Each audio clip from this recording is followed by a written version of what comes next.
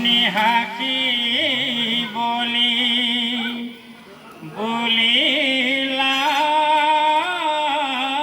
বচন কিনো অল্প বুদ্ধি তুমি বামন নন্দন যতে কহিলা মানে পণ্ডিত মত আপোন কাৰ্যত কোনে বুদ্ধি ভৈল হত ময়ে সেই চৰয় মুঠ পৰে নাহি আন হাতু দীপ পৃথিৱী বাক দান প্ৰশংসা বচনে মুখ আৰাধিলা তুমি কৃষক মাগিলা মুঠ তিনি পদ ভূমি যেন মহা দুখিত দৰিদ্ৰ কোন দম কুবেৰক পায়া সেইটো খোজে অল্প কাম ৰত্ন দীপু পায়া হেন পাইলে কবি বুদ্ধি বালি কণাৱতই তোলে ৰত্ন কয় নুসুধি সেই মতে মুদ্ৰই তিনি পদ ভূমি খোজা দিবা দিয়ে দিবা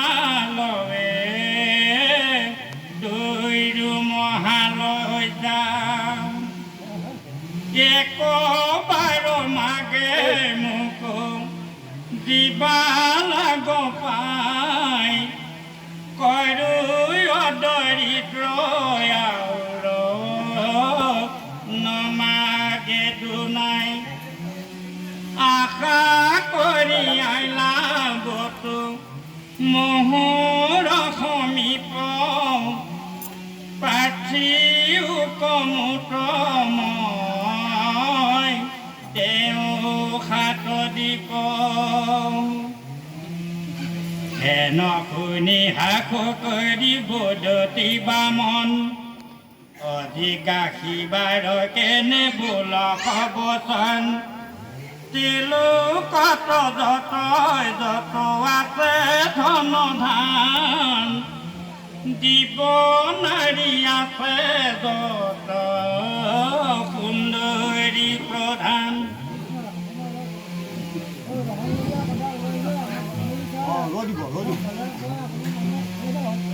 হে বৈষ্ণৱসকল ইতিমধ্যে যেতিয়া বটুৰূপী ভগৱান বামুণৰূপী বামনে বামুণৰূপী ইয়াত কেইটা কথাও আহিছে বটু বামন ব্ৰাহ্মণ ব্ৰাহ্মণ বুলি ক'লে এটা জাতি সম্প্ৰদায়ৰ কথা বুজায় বামন বুলি ক'লে চুটি চাপৰ বুজায় বটু মানে আৰু চুটি চাপৰ এনেকুৱা বুজাইছে গতিকে সেই বামুণ ৰূপে যিহেতু কৈছিলে বামুণৰূপী ভগৱন্তই যেতিয়া বলি ৰজাক ক'লে মোক মাত্ৰ 3 পদ ভূমিহে লাগে তেতিয়া ৰজা বলিয়ে হাঁহিলে হাঁহি কৈছে যে সেই ব্ৰাহ্মণ পুত্ৰ তুমি ইমান বুদ্ধিত হতনে তোমাৰ ইমান বুদ্ধি জ্ঞান চুটিনে তুমি আজি মোক ইয়াত পাই তুমি বহুত কিবা কিবি বিচাৰিব পাৰিলা কিন্তু নিবিচাৰিলা মানে 3 পদ ভূমি বিচাৰিছা যিটো কথা মোৰ তোমাক প্ৰকাশ কৰিবলৈকে মই লজ্জাবোধ কৰিছোঁ যেহেতু কুবেৰ ধন সম্পত্তিৰ মালিক কুবেৰৰ ওচৰলৈ গৈ যদি কেইটামান অকণমান তোমাক নজৰা বস্তু এটা খুজি আনে, ইয়াতকৈ আৰু লজ্জা কিবা থাকিব পাৰে নেকি পৃথিৱীত? কোনোবাই যদি সোণ বুটলিবলৈ গৈ সোণখিনি নুবুটলি বালি এমুঠি বুটলি আনে, তাতকৈ আৰু কিবা লজ্জা থাকিব পাৰে নেকি পৃথিৱীত? এই বুলি বলিয়ে বটুৰূপী ভগৱন্তক এই কথাখিনি কৈছে। যিহেতু তিনিপদ কৈ তিনিপদ মই ভৰিয়ে পাৰি দিম, এপদ দুপদ তিনিপদ, ইমানকণনো তুমি বিচাৰিব লাগেনে? মইতো শশাগৰা সপ্ত দ্বীপৰ অধীশ্বৰ। এই 7টা দ্বীপো যদি তুমি বিচাৰিলাহেঁতেন, মই 7টা দ্বীপো তোমাক দিবলৈকে আজি প্ৰস্তুত আছিলোঁ। ভাৰতবৰ্ষকে ধৰি 7টা দ্বীপৰ কথা ইয়াত উল্লেখ কৰিছে। গতিকে তুমি এই যিখিনি কৰ্ম কৰিলা, এইখিনি জগতত এটা ডাঙৰ অপযশ থাকি যাব যে ভিক্ষাৰ নামত যদি এইটো কথা প্ৰকাশ কৰিবলৈও লজ্জাবোধ এটা হ'ব। এনেধৰণে বলি ৰজাই এই বামুণ ৰূপী বটুগোসাঁইক এই কথাখিনি উল্লেখ কৰিছে। যত দিব ঘৰ বাৰী বস্ত্ৰ অলংকাৰ, শিৱেও পুনপুৰে মনয়ে কলভিয়াৰ, পিঠু গয় আদি কৰি ৰাজা পৰ্যন্ত 18টি স্মাৰক নপাইলে অন্ত, সত্ৰ দ্বীপ পৃথিৱী কৰিলা অধিকাৰ, তথাপি বংশৰ কেহু নপাইলে কপাই, ইন্দ্ৰিয়ক নিজে এৰিলে আকৌ, মহাসুখী যেটো অল্পতে সন্তোষ, অসন্তুষ্ট প্ৰাণীৰ নখন্দে মন দুখ, তলু কৰ লক্ষ্মী পাইলে নাহি তাইৰ সুখ, যেহি পাৱে তাতে মহাতুষ্ট হোৱে মন, প্ৰেৱেশে বিপদতে জবাহে অনুক্ৰম, অসন্তোষ সমস্তে জগ কৰে চাই, যেন জল পৰি অগ্নি নিবানক পাই, হেন জানি ৰাজা মই এৰিলো আক্ৰোশ, 3 পদ ভূমি পাইলে মোহৰ সন্তোষ। হে বৈষ্ণৱসকল, এইখিনিতে আমাৰ মানৱ জীৱনৰ আটাইতকৈ লাগতিয়াল কথাখিনি কৈছে, বটুৰূপী ভগৱন্তই কৈছে যে তুমি শশাগৰা পৃথিৱী দিব পাৰিবা। এইটো মই জানো, মই পূৰ্বতে কৈছোঁৱেই তোমাৰ বংশৰ চৰিত্ৰ সদায়। তোমালোকে সকলো দান দিব পৰা তোমালোকৰ বীৰৰ ফালৰ পৰাও আছে বা দানৰ ফালৰ পৰাও আছে, কিন্তু মানুহৰ মনক যিমান দিলেও সন্তুষ্ট নল'বে। যি মনে বস্তু পোৱাৰ পিছত মন বাঢ়ি যায়, সেই মনে কোনোদিন ভগৱন্তক লাভ কৰিব নোৱাৰে। যি মনে অলপ পালেই সন্তুষ্ট হয়, সেই মনৰ দ্বাৰা ব্ৰাহ্মণত্ব তেজ বৃদ্ধি পায়। এই কথাটো ইয়াত পদত উল্লেখ কৰিছে। যেতিয়া অলপ হয়, সেইকাৰণে একাদশ স্কন্ধ ভাগৱতত ভক্ত কল্পতৰু ভগৱান শ্ৰীকৃষ্ণই প্ৰপন্ন বান্ধৱ উদ্ধৱক কৈছে, হে উদ্ধৱ, তুমি ভক্তিৰ পৰম তত্ত্ব কথা শুনা, তুমি সমস্ত সং ত্যাগ কৰা, নিৰ্বৈৰ সংগ, সমস্ত সং তুমি ত্যাগ কৰা। যদি নোৱাৰা, যদি তুমি সং ত্যাগ কৰি থাকিব নোৱাৰা, তেতিয়াহ'লে একমাত্ৰ সাধু সন্তৰ সমাজে থাকে, নহ'লে ভক্তি পৰমাৰ্থ তত্ত্ব লাভ কৰিও লাভ নহ'ব বুলি উদ্ধৱক কৈছে। মানে সং পৃথিৱীৰ পৰা সং ত্যাগ কৰিব লাগিব। যদি সং ত্যাগ কৰি থাকিব পৰা অৱস্থা নাথাকে, তেতিয়া একমাত্ৰ সাধু সমাজে থাকিবলৈ ভাগৱতে পৰামৰ্শ দিছে। একাদশ স্কন্ধত আপোনালোকে পাইছে এইখিনি কথা সকলো সময়তে। গতিকে এই তাত্ত্বিক দিশটোৰ কথা তেওঁক অলপ উপলব্ধি কৰাইছে, কিন্তু তেওঁ উপলব্ধি নাই অহা। নাহিলেও উপলব্ধিটো কৰাই দিছে যে মোক অন্য একো নালাগে, ধন জন এইবিলাক সা সম্পত্তিৰ মোৰ প্ৰয়োজন নাই, মই মাত্ৰ 3 পদ ভূমিয়েই বিচাৰিছোঁ। এইকাৰণেই বিচাৰিছোঁ, মানুহে বস্তু পাই থাকিলেও কামনা বাসনা বাঢ়িয়েই গৈ থাকে, আৰু যি বোলে যাৰ যেতিয়া কামনা বাঢ়ি যাব, তেওঁৰ ওচৰত কোনোদিন ঈশ্বৰ সন্তুষ্ট নহয়। তেওঁৰ মনৰ কামনা কোনোদিন পূৰ্ণ সদায় মন অশান্তিতেই গৈ থাকিব তেওঁ শান্তি জীৱনত নাপায় গতিকে অল্প বস্তু পালেই যি শান্তি পায় যি সন্তুষ্ট হয় সেই ভাৱটোৱেহে মই মাত্ৰ তিনিপদ ভূমি তোমাৰ পৰা বিচাৰিছোঁ এইখিনিলৈকে আমাৰ পৰা আগবাঢ়ি ইয়েতেকে কীৰ্তাৰ্থ মোক নলাগয়ান প্ৰতিগাত খাম্পলি কতৰে দিয়া দান হেন শুনি হাকি বুলি দিলম তই দৰিদ্ৰৰ মুখে কিবা আখিবে বিস্তৰ সংসাৰৰ সুখত বঞ্চিত ভৈলা তুমি লৈও কবা মন বতু তিনি পদ ভূমি মহাদয় কবুলত ভিঙাৰ জলয়ান সঞ্চি হস্তে উচগিব তোক দেউদান নহি কন্ত্ৰ বামুণ শাখাতে দেৱ হৰি বামুণ স্বৰূপে আখি আছে সত্ম কৰি এহি বুলি বুলি তিলক কুশলৈ লাতুলি সুকে নিষেধিলা ৰে ৰহ ৰহ বুলি কাক দান দিবে চাক ভৈলি ঘৰ বিনাশ কপতি বতুৰ বলি সন্তান তুপাক কৈতপত হংসে আদি তিত ভৈলাবাসী দেৱৰ সাধি বেকাৰ্য দৈত্ৰ কবিনাশী নাজানি কি পৰ্বিত কৰিলে অংগীকাৰ আপুনি চিন্তালে আপোনাৰ মহামাৰ তোমাৰ অৱচৰ্য দশয় আয়ুতি মান আজি কাহি বামনে ইন্দ্ৰক দিবে দান তলু কলয় বন্ত্ৰ কাহি তিনি পদ চলে হেন জানি বলি তই বৈলি ৰখা তলে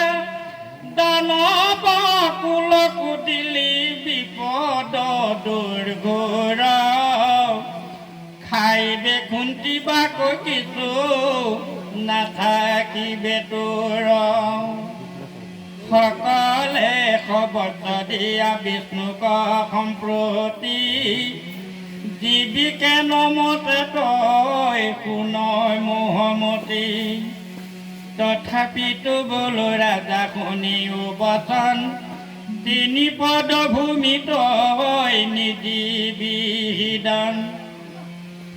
তিনি পদ দান তোৰ নহৈবে সামফল এক ভৰি দূৰিবে পৃথিৱীৰ খাতল আউৰ পাদ স্বৰ্গ কলংঘিবে লক্ষ্মীপতি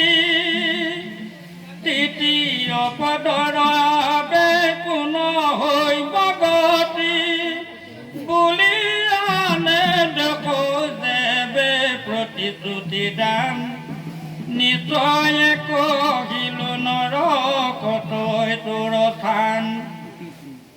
জীৱা দিবি তাহাৰ নাপাবি একো কৈ ন কি কৰ্ম কৰক বুলি ৰাজা মনে গুণ যিটো দান কৰোঁতে বিতিৰ হৈ বেচেদ কিছু পুণ্য নাহি মিছা মাত্ৰ পাৱে খেদ জীৱিকা থাকিলে পাই সবে সদ কৰ্ম প্ৰতিদিনে সিজে দান তপ যজ্ঞ ধৰ্ম শুনিও কবলি যেন শাস্ত্ৰ বিহিত পাঞ্চ ভাগ কৰি বিভাগিবে নিজ ভিতৰ ধৰ্ম অৰ্থ কাম যশ পুত্ৰ নিদানে তেবেশে থাকিবে পাই সুখে সবিখনে সুৰতি বিবাহ প্ৰাণ সংকট দাসে গো বামনৰ অৰ্থে সবৰ্ষ বিনাশে এতে কত মিছা মাতিলেও নাহি পাপ হেন দানি অংগীকাৰ এৰা বলি বাপ আখিয়া বাসন্ত হৰি চলিবাক লাগি তলুকলৈ বন্ত কপট কৰি মাগি হে বৈষ্ণৱবৃন্দ আৰু আইসকল ইতিমধ্যে কাহিনীয়ে গৈ পাই চূড়ান্ত সীমা অতিক্ৰম কৰিছেগৈ আৰু কাহিনী গৈ পেলাই যেতিয়া বটু গোসাঁয়ে বলিক 3 পদ ভূমি দান বিচাৰিছিলে তেতিয়া বলিয়েতো ক'লেই সকলো দিব পাৰিম বুলি আৰু ইতিমধ্যে শেষত তেতিয়া বটু গোসাঁয়ে ক'লে যে মোক একো নালাগে মাত্ৰ 3 পদ ভূমি দিলেই হ'ব তেতিয়া ইতিমধ্যে তেওঁ হাতত তিল আৰু কোপ লৈছে আৰু লগে লগে ভিঙাৰ তেওঁ পতেছে বিন্দা উলিয়াই তেওঁক সেইটো যোগাই দিছে মানে জল লাগে প্ৰতিজ্ঞা কৰিবলৈ তেওঁ প্ৰতিজ্ঞা কৰিলে লগে লগে প্ৰতিজ্ঞা কৰি দিলে যে মই তোমাক 3 পদ ভূমি দিম বুলি এই প্ৰতিজ্ঞা কৰিলোঁ চোৱা বুলি কোৱাৰ লগে লগে শুক্ৰাচাৰ্যই ক'লে হেৰৌ বলি ক্ষান্ত হ তই কিয় এইটো প্ৰতিজ্ঞা কৰিছ এওঁ স্বয়ং নাৰায়ণে তোক এইটো বিচলিত কৰিবৰ কাৰণে আহিছে তই যে 3 পদ ভূমি দান দিবি 3 পদ ভূমি দান দিয়া মানে গোটেই অসুৰকুল তই নাশ কৰিলি যে তেওঁ এটা পদে একেবাৰে পৃথিৱীৰ পৰা ধৰি পেলাই পাতাল পাবগৈ অইনটো ভৰি খোজে একেবাৰে ইয়াৰ পৰা গৈ স্বৰ্গ সপ্ত স্বৰ্গ শেষ কৰি দিব তৃতীয় খোজ ক'ত দিবি তই তেতিয়াহ'লে আৰুতো দিবলৈ জেগা থাকিব ক'ত দানৰো এটা সীমা আছে যিটো দানৰ দ্বাৰা নিজে জীয়াই থাকিব পৰা ব্যৱস্থা নাথাকে তেনেকুৱা দান দিয়াৰ কি মূল্য আছে সেই দানৰ পৰা তোৰ কোনো মূল্যও নহয় তোৰ কোনো উপকাৰো নহয় কিয় তেন্তে তই এনেকুৱা দান দিবৰ কাৰণে আগবাঢ়িছ তই ক্ষান্ত হয় এনেকুৱা দান দিয়াৰ পৰা বিৰত থাক মই এতিয়াও কৈছোঁ তই বিৰত থাক বুলি তেওঁ বাধা কৰিছোঁ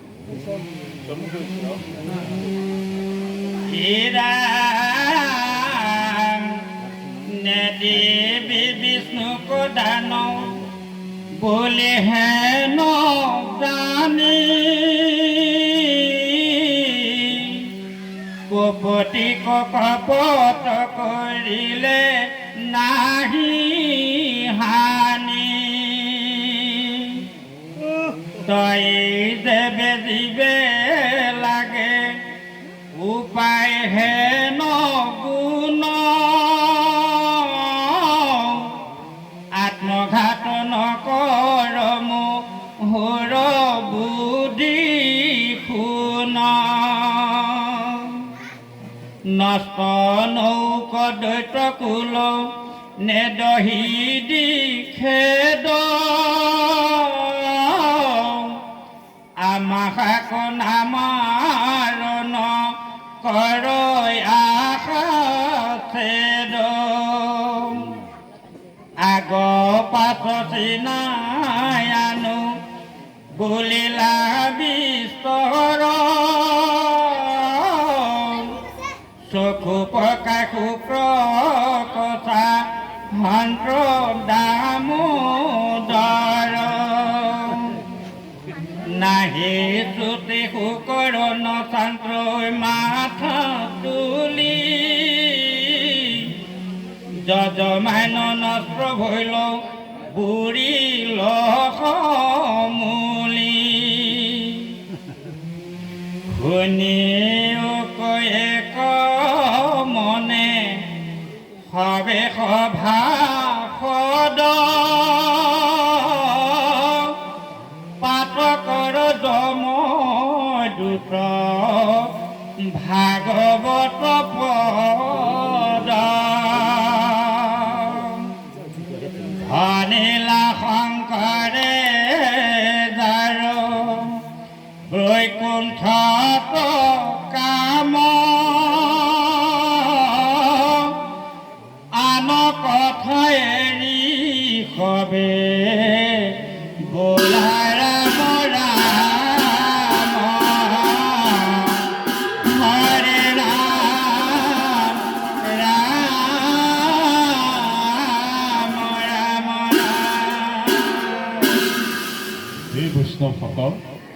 ভক্তসকল, ইতিমধ্যে আমাৰ ইয়াতে অধ্যায় পৰিছে নৱম অধ্যায়।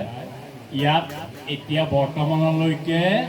তিনিপদ ভূমি দান দিয়া হোৱা নাই, দিবলৈ উদ্যত হৈছে আৰু শুক্ৰাচাৰ্যই নিষেধ কৰিছে। এইখিনিলৈকে কৈছে। ইয়াৰ পিছৰ অধ্যায়ত বাকীখিনি কথা আলোচনা হ'ব। আৰু যি কি নহওক, আমাক শেষত